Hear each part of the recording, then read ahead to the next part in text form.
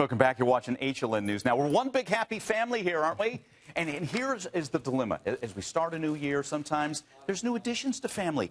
Maybe there's baby. That's proud father, Daryl, with little baby Burke. She's how old? 5 months, Daryl? 5 months old. And then we have Hannah, who's the proud owner of Angelina.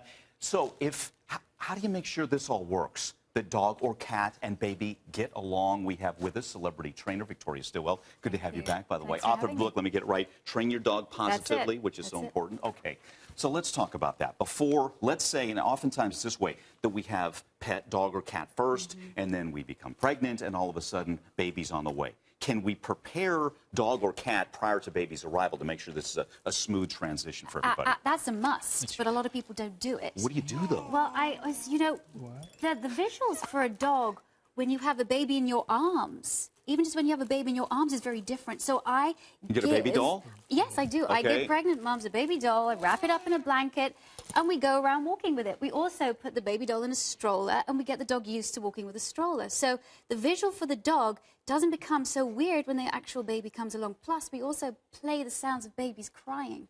So the sound of baby isn't so, I guess, fearful, really, because a lot of baby crying does make dogs fearful. Because you've got to let pet know, dog or cat, you're going to share the stage now. Yeah. Because oftentimes, and that was the case, and I'll share our story in a minute, but when we first got married, we had a cat, and cat was #1. That changed. Cat didn't like it. Pets don't like that oftentimes, right? They don't, and they can get jealous. And it means that when baby does come, you have to share that time. So I always do this. I always have, when baby's in the room, dog gets lots of attention, lots of praise, lots of food, lots of treats. When baby goes, that attention cuts back. So then dog begins to see, oh, whenever baby's around, I get a lot of great stuff happening to me. Baby's a good thing. Okay, so because that's what happens. And that's natural. We have a new cute baby like little Burke here, and all attention goes to Burke. Dog or cat's neglected. Then what? And what the behaviors start happening that we know dog or cat's not happy here? Well, you can see that the dog begins to avoid the baby. The dog begins to walk away. The dog begins to lick lips a lot. Maybe they eliminate. They toilet on the floor. That's a real expression of stress and anxiety. So you can see all of these different signals that a dog is giving. And then you have some dogs that will literally growl or try and snap and bite the baby. And then if you have that situation, then that's very, very serious. I love it. Burke is enraptured with every word you're saying. Hello. Hello. But you know what? I think the most important thing is that it doesn't matter how wonderful, I know this is a wonderful dog, how wonderful or kind your dog is, never, ever, ever leave baby and dog alone together, even for 1 second.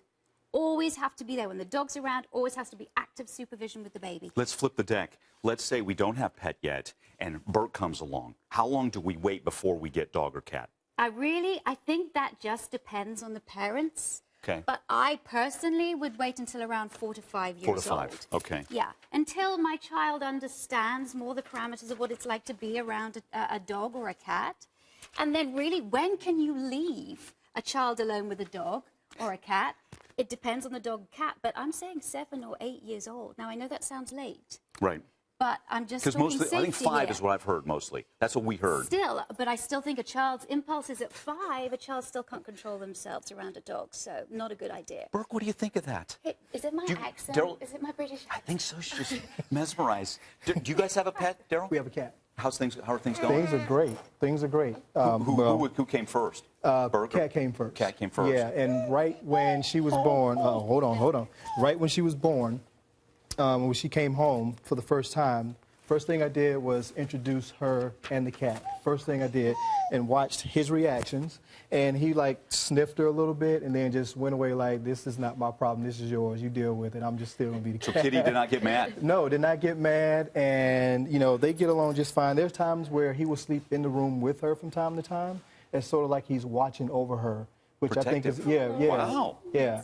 Hannah, good, huh? You know what, and sometimes, again, it always depends on the dog and cat, but sleeping, that's when children, and I don't mean to go against what you say, but that's when children actually a lot of times can get bitten.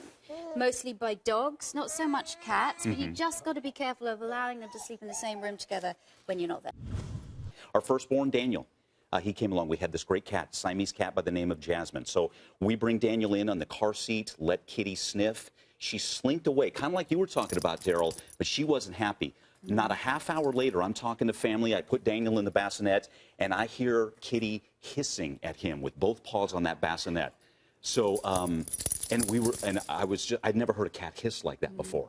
So we kept Jasmine for another 6 months, but she peed all over the place. She pooped all over the place. She was not happy.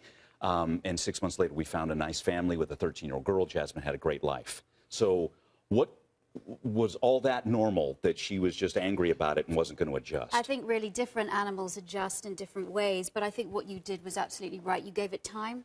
It didn't work, so you rehomed your pet. Now, that's the last thing you really want to do. You do. But you gave it time. And so if your cat is so stressed or your dog is so stressed, that is the best thing to do.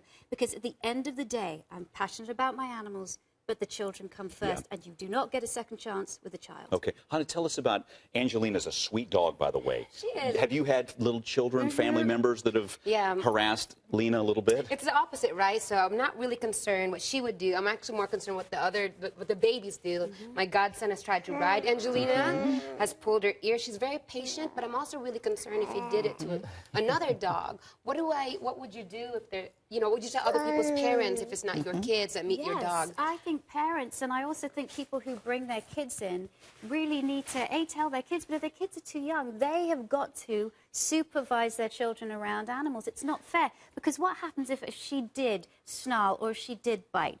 You would be the one to be blamed, but actually it's not your fault, it's not her fault, it would be the kid's fault, really, the parents' fault. So that's why I'm saying kids and animals, especially small, don't really mix very well. But then when they get to the age of 5 and 6, when they can control their impulses more, that's when you can start to teach them. These are the kind of parameters you have to have around a pet. How's Burke around the kitty? Burke is fine around the kitty. Does she grab at kitty? Is there any moments where you're like, uh-oh? She's starting to do that now. Are you doing that? She's being very attentive to things. She's now starting to pay attention to his movements when he's like around her or around us and everything. And when a toddler starts to walk, that's the time even more that you've just got to be very, very vigilant, because then they are grabbing, they're falling over. They might not have done anything to the dog, but they just fell over the dog and the dog startled, woke up, was eating, then a bite can happen. Just be smart. I just say be canine safe and smart. Okay. You have any questions while we're here? Don't have any. So, is there something he needs to do to prepare for when Burke starts walking in the next 5 months or so? I would give Kitty high places to go to.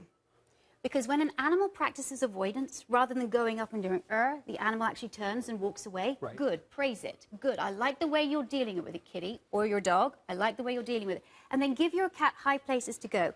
So if she's toddling and your cat's getting scared, your cat has an escape route. Especially as well with your dogs. Give them a safe zone. Put them behind a baby gate so baby can't get in there as well. Toddler can't get in there. And that makes your dog feel safe. Great. So there's a few things that you can do.